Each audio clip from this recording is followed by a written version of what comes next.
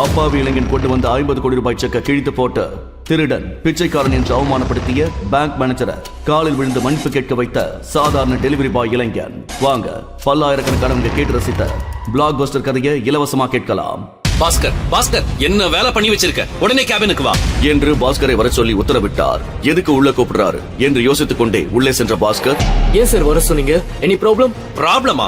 நீ பண்ணது தான்டா ப்ராப்ளம். யார கேட்டு அவரோட செக்க கிழிச்ச? உனக்கு ஏதாவது அறிவு இருக்கா? ஐயோ சார், நீங்க தான் அவனை தப்பா புரிஞ்சுட்டு இருக்கீங்க. அவன் ஒரு சாதாரண டெலிவரி பாய். அவன் எனக்கு நல்லா தெரியும். என்கிட்டயே ஃபேக் செக் கொடுத்து ஏமாத்த பார்த்தான். அத கிழிச்சு போட்டேன். பாஸ்கர் சொன்னதை கேட்டு சர்வா கைகளை கட்டிக்கொண்டு அவனை பார்த்து சிரித்தான். ஒன்றதெல்லாம் பண்ணிட்டு போய் வர சொல்றியா? அந்த செக்க யார் கொடுத்ததுன்னு தெரியுமா? இந்த ஊரிலேயே மிகப்பெரிய பிசினஸ் மேன் விக்ரமன். அவர் கொடுத்து விட்ட செக்கத்தான் இப்படி அறிவுகட்டத்தனமா கிழிச்சு போட்டிருக்க என்று அதீத கோபத்தில் மேனேஜர் கத்தவும் பாஸ்கருக்கு இதய துடிப்பே நின்று விட்டது.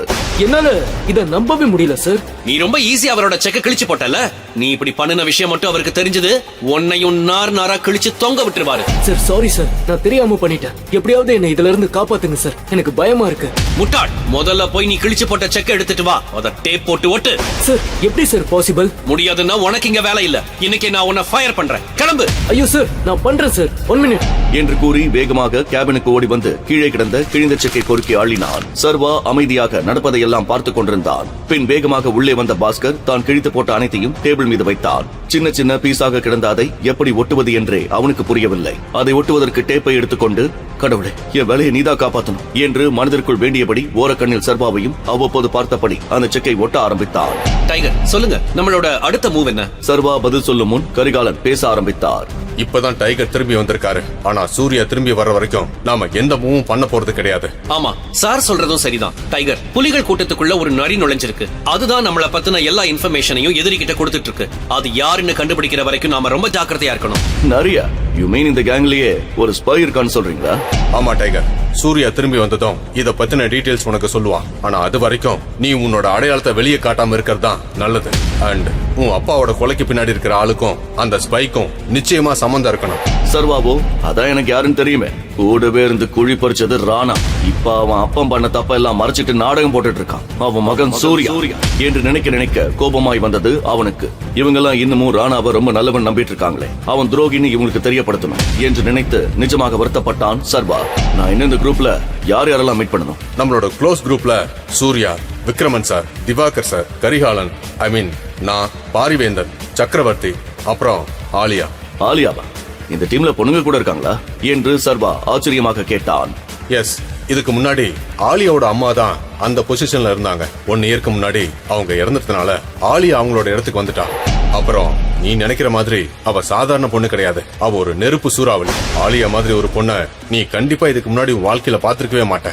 அறிவு, அழகு, ஆட்டிடியூடுன்னு இது 3 அவகிட்ட அதிகமாவே இருக்கும் என்று கரிகாலன் ஆலியாவை பற்றி பில்டப் கொடுத்து கொண்டே போக அந்த பெண்ணை பார்க்க வேண்டும் என்ற ஆவல் சர்வாவிற்கு அதிகமானது. சர்வாவின் முகத்தை வைத்தே அவனது ஆச்சரியத்தை புரிந்து கொண்ட கரிகாலன், பிடிவாதான் அவளோட பிறவி குணம். ஒரு விஷயத்துல அவ கமிட் ஆனா அதை முடிக்காம வெளியே வர மாட்டான். இந்த குரூப்ல அவ ஒரே ஒரு பொண்ணா இருந்தாலும் இங்க பல ஆம்பளைங்களால சாதிக்க முடியாதத அவ சாதிச்சிருக்கா. கெட்டிக்காரி. நீ எக்காரணத்தை கொண்டும் அவளை ஒரு சாதாரண பொண்ணு தானேன்னு மட்டும் தப்பு கணக்கு போட்டுறாத. இதெல்லாம் உன்னோட நல்லதுக்கு தான் சொல்றோம். அதிலிருந்து சர்வாவிற்கு ஒரு விஷயம் மட்டும் புரிந்தது. கரிகாலனே ஏத்துக்கிறதுக்கு பெரிய ஆட்டம் ஆடிட்டாரு. இந்த பொண்ணுக்கு இவரே இவ்வளவு பில்டப் கொடுக்கறத பார்த்தா அவளும் அவ்வளவு சீக்கிரம் என்ன அக்செப்ட் பண்ண மாட்டா. பட் இந்த சேலஞ்ச் எனக்கு பிடிச்சிருக்கு. சீக்கிரம் அந்த பொண்ணை மீட் பண்ணணும் என்று மனதில் எண்ணிக்கொண்டவனுக்கு நிச்சயம் அடுத்ததாக ஆலியாவை கன்வின்ஸ் செய்வதுதான் தன்னுடைய மிகப்பெரிய டாஸ்காக இருக்க போகிறது என்பதை உறுதி செய்து கொண்டான். சீக்கிரமே ஆலியாவை மீட் பண்றதுக்கான வாய்ப்பு உங்களுக்கு கிடைக்கும். ஆனா அவளை நீங்க எப்படி கன்வின்ஸ் பண்ண போறீங்கன்னு தான் எனக்கு தெரியல. நீ ரொம்பலாம் யோசிக்காத திவாகர். அதெல்லாம் டைகர் பார்த்து பாரு. நானும் இப்படித்தான் முரண்டு பிடிச்சேன். ஆனா டைகர் என்ன ஒரே நாக் அவுட்ல கன்வின்ஸ் பண்ணல. அதே மாதிரி டைகரோட உண்மையான பவரை பார்த்ததுக்கு அப்புறம் கண்டிப்பா அவளும் புரிஞ்சுக்குவா என்று கரிகாலன் கூற மேனேஜர் அவரை ஆச்சரியமாக பார்த்தார். டைகர் கூட ரிங்ல சண்டை போட்டீங்களா சார்? ஆமா, ரொம்ப நல்ல சண்டை அது. வாழ்க்கையில என்னால் அதை மறக்கவே முடியாது. உங்களுக்கு எவ்வளவு பணம் வேணும்னு சொல்லுங்க டைகர், நான் இப்பவே உங்களுக்கு அரேஞ்ச் பண்ணி கொடுக்கறேன். இப்போதைக்கு 1 கோடி கேஷ் வேணும். மிச்சம் இருக்கிற 49 கோடியை என்னோட புது அக்கவுண்ட்ல டிரான்ஸ்ஃபர் பண்ணிடுங்க. கண்டிப்பா டைகர். மேனேஜர் அந்த அறையை விட்டு வெளியே போனதும் எனக்கு இந்த ஆலியாவை பத்தின டீடைல்ஸ் வேணும். பண்றேன் டைகர். ஆனா எக்காரணத்தை கொண்டும் அவளை கோவப்படுத்துற மாதிரி எதுவும் பண்ணிடாத. அண்ட் வெரி இம்பார்ட்டன்ட், அவளை கிண்டல் பண்ணா அவளுக்கு சுத்தமா பிடிக்காது. யார் என்னன்னு பார்க்காம அந்த இடத்துல போட்டு தள்ளிடுவான் என்று சொல்ல ஆலியாவின் கேரக்டர் மேலும் மேலும் இன்ட்ரெஸ்டாக மாறிக்கொண்டே போவதை பார்த்து சீக்கிரமே அவளை மீட் பண்றேன் என்று சர்வா கூறினான். அப்புறம் உனக்கு ஒரு கார் ரெடி பண்ணணும். நான் என்னோட மேனேஜர் கிட்ட இன்ஃபார்ம் பண்றேன். இப்பவே குளோபல் மோட்டார்ஸ்க்கு போ. அங்க உனக்கு ஒரு புது கார் வெயிட் பண்ணிட்டு இருக்கோம். இப்போதைக்கு நான் பணத்தை செட்டில் பண்ணிடுறேன். ஆனா நீ பழையபடி பொசிஷனுக்கு வந்ததும் அது எனக்கு டபுள் மடங்கா கொடுத்துடணும் என்று சொல்ல சர்வா சிரித்து விட்டான்.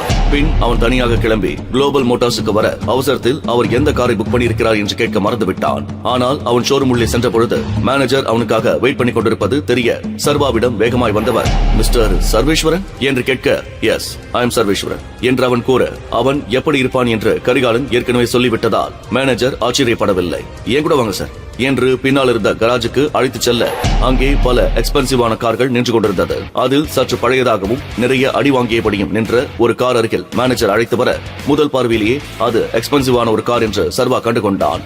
வேண்டுமென்றே அதை பழையது போல் மாற்றி அமைக்க சொல்லியிருந்தார் கரிகாலன். அவருடைய திட்டத்தை பார்த்து சர்வா உள்ளுக்குள் மெச்சிக்கொண்டான். அவனுடைய டேஸ்டுக்கு அந்த கார் பக்காவாய் ஒத்துப்போக மேனேஜர் பவ்யமாய், சார் நீங்க காரை டெஸ்ட் டிரைவ் பண்ணி பாக்குறதுன்னா பாருங்க, நான் பேப்பர்ஸ் எடுத்துட்டு வந்துடுறேன் என்று சொல்லி செல்ல சர்வாவும் டிரைவர் சீட்டில் அமர்ந்து அந்த காரை ஸ்டார்ட் பண்ண, ஹாய் என்று விண்டோ பக்கம் இருந்து ஒரு குரல் வந்தது. சர்வா சட்டென்று திரும்பி பார்த்தான். அங்கு வேதிகாவின் பெஸ்ட் ஃப்ரெண்ட் ஷிவானி நின்றிருந்தாள். சிவப்பு நிற கிராப் டாப், காதில் சின்னதாக டைமண்ட் ஸ்டட், தோளில் சீலிங் பேக் என ஆள் வெஸ்டர்ன் ஸ்டைலில் அட்டகாசமாக இருந்தாள். விக்ரமனின் பார்ட்டியில் அவளும் வேதிகாவும் மிகவும் நெருக்கமாக இருப்பதை சர்வா கவனித்திருந்தான். ஆனால் வேதிகா சர்வாவை அவளுக்கு அறிமுகம் செய்து வைக்கவே இல்லை. பார்ட்டி முழுவதும் தன்னை ஷிவானி சந்தேக கண்களோடு பார்ப்பதை சர்வா நன்றாகவே நோட்டீஸ் செய்திருந்தான். அவள் சர்வாவை பார்த்த விதம் மிகவும் விசித்திரமாக இருந்தது. ஹே, நீங்க வேதிகாவோட ஃபியான்சி சர்வா தானே? நீங்க இந்த காரை வாங்க போறீங்களா? உங்களுக்கு என்ன தெரியுமா? என்ன சார், ஒண்ணுமே தெரியாத மாதிரி கேக்குறீங்க? நான் வேதிகாவோட பெஸ்ட் ஃப்ரெண்ட். உங்களை பத்தி எனக்கு தெரியாம இருக்குமா? முதல்ல நான் கேட்ட கேள்விக்கு பதில் சொல்லுங்க. நீங்க கார் வாங்க வந்திருக்கீங்களா? என்னால நம்பவே முடியலையே. வேதிகா நீங்க ரொம்ப புவர்னு சொன்னா, ஆனா நீங்க எப்படி இங்க இருக்கீங்க? ஆஹா, இவகிட்ட வாயை கொடுத்து என் வாழ்க்கைய புண்ணாக்கிக்க கூடாது. ஆமாங்க, நான் போறதான். இது என்னோட கார் இல்ல, என் பாஸோடது. அவர் புக் பண்ணதை எடுத்துட்டு போக தான் நான் வந்திருக்கேன். நிஜமாவா சொல்றீங்க? என்ன பார்த்தா போய் சொல்ற மாதிரி இருக்கா? அப்படி இல்ல. சரி, நம்ம ஒண்ணு பண்ணலாம். நான் இப்பவே வேதிகாக்கு போன் பண்ணி இங்க வர சொல்றேன். என்ன பண்றீங்க நீங்க? அதான் சொல்றேன்ல, இது என் பாஸ் காரனு. அதை எதுக்கு வேதிகா பார்க்கணும்? அவளை எதுக்கு டிஸ்டர்ப் பண்ணிக்கிட்டு? ஓகே, அவளுக்கு நான் கால் பண்ணாம இருக்கணும்னா நீங்க எனக்கு ட்ரீட் கொடுக்கணும். ஓகேவா என்று சொல்லிவிட்டு அவளும் காரில் ஏறி அமர்ந்தாள். அவள் பேசும் விதமும் அவளது நடவடிக்கைகளும் வித்தியாசமாக இருந்தாலும் சரி வாங்க என்று கூறினான் சர்வா. அதே நேரம் மேனேஜரும் காரின் டாக்குமெண்டோடு வந்துவிட பேப்பர் ஒர்க்கை எல்லாம் முடித்துவிட்டு சர்வா ஷிவானியோடு அங்கிருந்து கிளம்பினான். அவளை நேரடியாக விக்ரமனின் விஸ்தார ஹோட்டலுக்கே அழைத்துச் சென்றான் சர்வா. அவளோ செல்லும் வழியெல்லாம் அவனைத்தான் ஓரக்கண்ணில் பார்த்துக் கொண்டிருந்தாள். சர்வாவுக்கு அவள் தன்னிடம் என்ன எதிர்பார்க்கிறாள் என்று புரியவில்லை. ஹோட்டலுக்கு வந்ததும் காரை பார்க் பண்ணியவன் கீழே இறங்குவதற்கு முன்பே விக்ரமனிடமிருந்து கால் வந்ததும் எடுத்து விட்டான். என்னாச்சு டைகர்? நம்ம ஹோட்டலுக்கு வெளியே உன் கார் நிக்குது. ஒன்னும் பிரச்சனை இல்லையே? பிரச்சனை எல்லாம் எதுவும் இல்ல அங்கிள். என் ஃப்ரெண்டு கூட லஞ்ச் சாப்பிட வந்திருக்கேன். ஓகே, நீ மேல என்னோட ஆபீஸ்க்கு வா. நான் உனக்கு என்னுடைய விஐபி கார்டை கொடுக்குறேன். So both of you can get a VIP treatment. Okay uncle என்று சர்வா போனை கட் பண்ணியவன் ஷிவானியிடம் தனக்கு ஒரு முக்கியமான வேலை இருக்கிறது, அதை முடித்துவிட்டு வருகிறேன் என்றவன் விக்ரமின் ஆபீஸுக்கு சென்றுவிட ஷிவானி அவனுடைய ஒவ்வொரு செயலையும் நுணுக்கமாக கவனித்தாள். லிப்டில் சர்வா அழுத்திய ஃப்ளோர் பட்டனை வைத்தே அவன் விக்ரமின் ஆபீஸுக்கு தான் செல்கிறான் என்று அவளுக்கு புரிந்து போக ஷிவானிக்கு சர்வா மீது இருந்த சந்தேகம் மேலும் அதிகமானது. நிஜமாவே இந்த சர்வேஸ்வரன் யாரு? அவன் ஏதாவது உண்மையை மறைக்கிறானா என்று தன்னையை கேட்டுக்கொண்டாள். பல சுவாரஸ்யங்களும் பரபரப்பான திருப்பங்களும் நிறைந்த இந்த தொடரை கேட்க உடனே இன்ஸ்டால் பண்ணுங்க பாக்கெட் FM டைகர் ரிட்டர்ன்ஸ்.